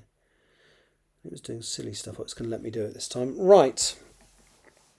So, hello. Today is Wednesday, the 4th of June, 2025, and you are listening to the Diary of a Wannabe Writer. And I'm actually recording this as part of a Twitch live stream as well. So occasionally, if somebody puts a comment in the comments and I refer to it, it's not me being weird. Well, no weirder than normal. So I've had a really good day today. I've just signed off chapters 22 and 23 of Empress of the Trees, leaving me exactly 20 chapters left to sign off. It was supposed to be about 16 chapters and an epilogue, or 17 chapters and an epilogue, but the bit after the disaster became a little larger. I think I didn't have enough good resolution for the characters. But anyway, so that's really, really good. I mean, it's the 4th of June today, and I've signed off 3 chapters out of the 10 I want to sign off by the end of the month, which leaves me, how many is that, 26 days to do the other 7. I probably won't get any done tomorrow, might get some done. I'm working a lot over the next 4 days, so this is where it will slow down. But the other thing I've done today, which I really enjoyed, was I went to so my local bookshop, which I've talked about a lot because I really like it. They've been running in the past book clubs, but they've also done a writers club. Now, it was the 3rd one tonight that they've done. They do it every month. However, because of work, it's the first one I've been able to attend. Somebody just put in the comments, went to a proper writers group. Well, it was structured. It was less social. It was it wasn't like, it was like they used to be when Victoria ran it, and that's no disrespect to the person who's running it now, but that felt a little more structured. Yeah, so basically we introduced ourselves, talked about how easy we find it to start projects, and I'll be honest, I don't find it that difficult. And then we had to do an exercise, basically, just to see what it was like to start a project with very little information. So the guy running it had written out a load of prompt cards, and basically you had to pick a prompt card randomly out of out of the pack, and then you had 20 minutes to write something that responded to that prompt card. So I'm going to read you, bearing in mind what I'm about to read you, I wrote in 20 minutes. I'm quite pleased with it. So I'm not going to tell you the title of the story or what was on the prompt card because it's a bit of a spoiler, but I shall read this to you. And bear in mind I wrote this in 20 minutes, having seen the prompt about 30 seconds before I started writing. And it's written in the present tense and from the first person, which is very unusual for me. Anyway, so I'm awake. My head is pounding and I'm not sure that I want to open my eyes. I know that I had a lot to drink last night and the memories seem to stop after the fourth or maybe fifth round of shots. I feel my heart rate accelerate in my chest and I'm not sure what is causing it. I cautiously open my eyes. I'm alone, thankfully. The room is a mess, clothes and books all over the floor. The dressing table is covered with half-empty coffee cups and a random pile of DVDs. It looks like a whirlwind has run through the place, scattering everything everywhere, so perfectly normal for me. On the nightstand, my phone has been dumped among the rest of the detritus. I lean across and flick the screen, but it is lifeless. Swearing under my breath, I lean down and find the cable, which I jam into the end of the phone. It seems to take forever to start up, but when it does, what feels like hundreds of notifications pop up. The time is 9:30 in the morning. Luckily, I'm not working today. I groan and jump to the message screen. Sal wanting to know if I got home okay. Nathan wanting to know if I had gone home with Sal. A few other messages that make me smile and shake my head. There are going to be some stories later that I guess I'm not going to want to hear. And there is a message from someone that is not in my address book. I flick it open and there are 4 words on the screen. Do not trust me. No capital letters. No punctuation. Odd.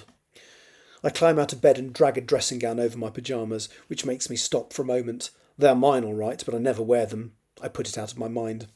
I drag myself down the stairs. There is a pile of post on the doormat, so I pick them up as I wander into the kitchen. A bill, a credit card statement, and a plain envelope with just "The Occupier" written on it.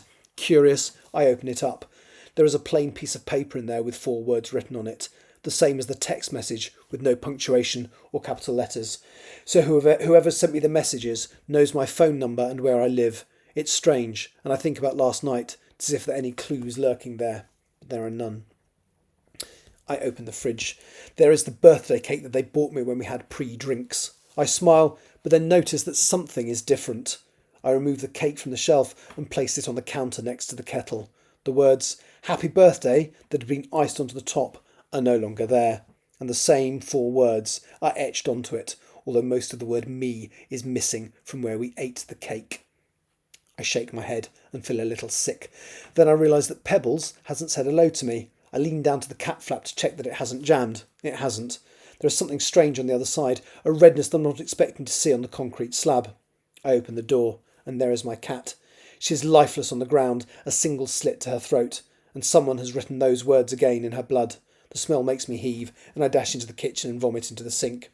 I can feel a panic attack coming on. Usually for me, the best way to deal with this is to have a cold shower. I leap back up the stairs and into the bathroom, where... Just reading my handwriting. Well, not handwriting. Usually for me, the best way to deal with this is to have a cold shower. I leap back up the stairs and into the bathroom, where I'm about to rip off my pyjamas, where I notice there is a red stain near my stomach. I tear the item off and look into the mirror. The same words, "Do not trust me," have been tattooed into my stomach, in reverse, because I can read it perfectly in the mirror. I scream and lean over the toilet bowl and empty my stomach. There we go, so nice and cheerful. So the prompt was your lead character wakes up with a tattoo saying "Do not trust me." And that was the prompt. And I thought, well, it's got to happen at some point in the story. It doesn't have to be literally the opening line. So in fact, I kind of almost use it as a cliffhanger to that. But yeah, so I enjoyed writing that. I wrote that in 20 minutes. And as I say, I really struggle with the tense I write in. But then weirdly, I've got a story in mind well down the line, because I've got lots of other things to write before then, about these kind of gods that come into our world on the specific moon that's associated with them. So there's every moon of the 13 moons in the year have a name. So there's Hunter Moon and Blue Moon and Harvest Moon and stuff like that. And Hunter Moon one of these these gods can only enter the world when that moon is in the sky, and they get their kicks out of killing people and stuff. And I'm suddenly thinking what I've just written today could fit into that, because I had an idea that I wanted to do something different with that. I wanted to write it first person and from the point of view of one of the mortals that this god attaches itself to. So yeah. Anyway. So I enjoyed doing that exercise. I've signed off 2 more chapters. Haven't done any of the ancillary stuff, which I really need. I need to target myself with a particular time and date to do that, but I haven't yet. Anyway, I've overrun a little bit because I've read you that. That took a little while to read, didn't it? Anyway, thank you so much for listening. Will I be back tomorrow? Probably no. I'm going to have tomorrow off because all I'm going to be doing is working. But I'll be back on Friday, I think. That makes sense to me. So thank you for listening. I won't be here tomorrow. I'll talk to you again on Friday. Take care. Bye-bye. Right, let me just edit this thing. Podcast audio. What time is it? Oh, yeah. I got time. So, opening music, end music.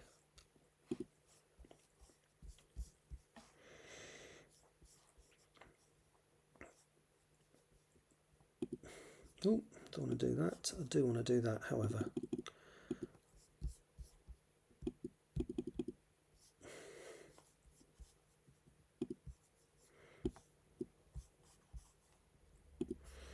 Oh, keep pressing the wrong buttons now because I'm tired. Maybe you could put your writer group into maybe you could make our writing into a more structured group. Problem is, I'm not there often enough. I would love to do something like that. I went to one in Toronto, which used a much more structured format, and it was ace. It really was good fun. But I can't do it because I'm not around often enough. You know, I will miss unless I schedule the meetings around me, which isn't really fair. I won't be able to do it. Right. Hello. Today is. There we go. But yeah, that would be good fun. It would be good fun. And also the 2-hour format for the ones in the library would work because we had 90 minutes and it kind of overran a little bit. But it was good. Right, let me just do the end credits. Just make sure that sounds all right. Friday, I think. That makes sense to me. So thank you for listening. I won't be here tomorrow. I'll talk to you again on Friday. Take care. Bye-bye. You have been listening to the... So right, file, export as MP3. It's 040625 is the file name. 040625. Save. Oh, are you still here? I'd like it. I've already been thinking about the theme music for next year. Season 3. That's stupid. Right. And I have got 2 possible... I don't know how well these will play, but I've got a couple of possible versions. So, one of them is a remix of the theme tune I used last year. And it sounds like this.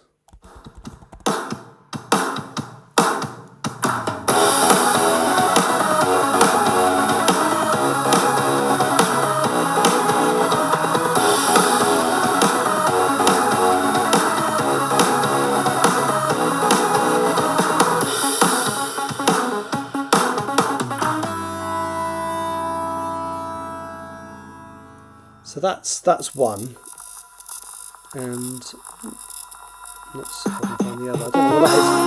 Oh, I don't know what that is. It's playing now. Hang on.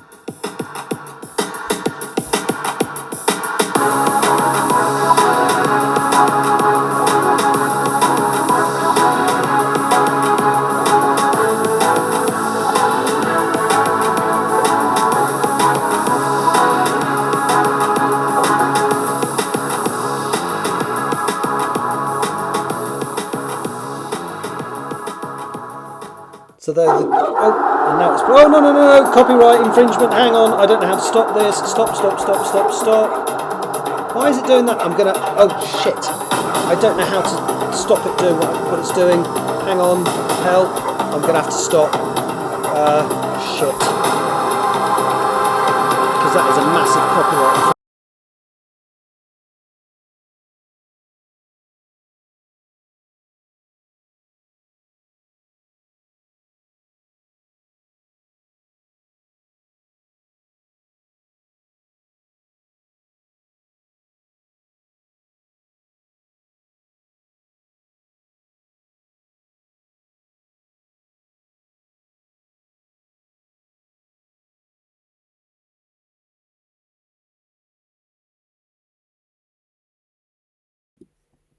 Sorry about that. Just had a huge. That would potentially be. Oh, okay. Well, I didn't play 30 seconds of it, but yeah, that was annoying. You preferred the first mix. Interesting, because I'm warming towards the second one mainly because it's original. But hey, you know what? One can be for season 4. Because let's face it, I'm going to use both at some point. But yeah, I quite like the idea of making it a mix of the first one. Obviously, that hasn't got the audio over it yet because I haven't recorded that yet. Sounds a little less somber. I think the second one sounds a little less somber. I quite like it. It's a song I wrote called "Resting Bitch Face." And I quite like it. But as I say, let's face it, if I keep doing this for a couple more years, they'll probably both end up getting used at some point. Right, it's now 1:45. My options for food run out in 15 minutes, so I am going to end this now and upload the podcast when I get back. Thank you for watching, obviously to Bow Street Society and anybody else who, I don't think anybody else is watching. I think it's just you and me, Chuck. Anyway, that'll do me for now. This will be up on YouTube later. Now I just need to find the right button to press because I'm really flummoxed by that music doing what it was doing, and that's just thrown me a little bit, and my app has crashed on my iPad and I can't even find the right button to play the end credits. Ugh. There it is. Haha, thank you for watching. Bye-bye. And connection lost, so it's not doing anything. We'll try that again. Reconnected. Thank you for watching. Bye-bye.